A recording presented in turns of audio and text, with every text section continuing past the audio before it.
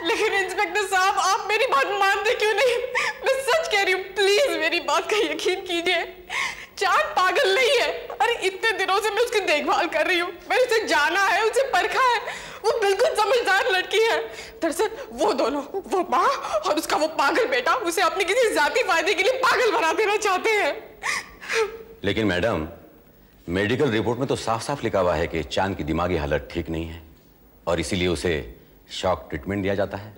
Shock treatment भी उसे जबरदस्ती दिया जाता है।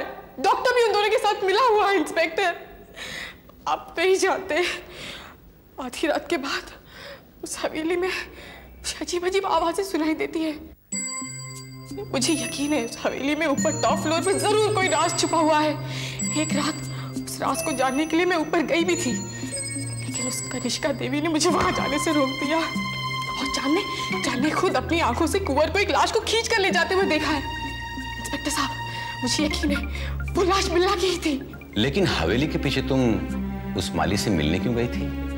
क्योंकि उस माली ने खुद उस राज से पर्दा हटाने के लिए मुझे हवेली के पीछे बुलाया था।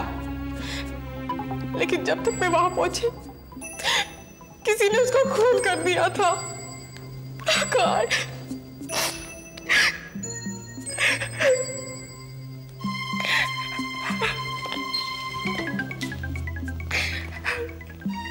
तुम्हारे कहने के मुताबिक अगर माली मारा गया तो उसकी लाश वहां होनी चाहिए थी।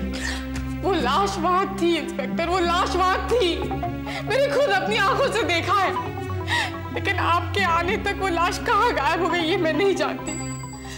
अब आपको ये पता लगाना है कि उस माली का खून किसने किया और वो लाश कहाँ गायब हो गई है। जब तक मुझे कोई ठोस सबूत नहीं मिल जाता, मैं कोई कदम नहीं उठा सकता मैडम। कुछ भी हो इंस्पेक्टर, आपको मेरी मदद करनी होगी, वरना उस हवेली में खून खराबा बढ़ता ही जाएगा। ओके मैडम, आप घबराइए मत, मैं आपके साथ में हूं, लेकिन आपको भी कानून की मदद करनी होगी। आप बताइए मुझे क्या करना होगा।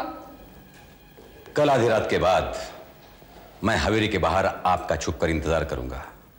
मौका पाकर आप हवेली का दरवाजा खोल देना। कहते हैं कि अंधेरे गुनाहों को अपने अंदर छुपा लेते हैं, लेकिन कल के अंधेरे उजाले में बदल जाएंगे और सारी सच्चाई सामने आ जाएगी।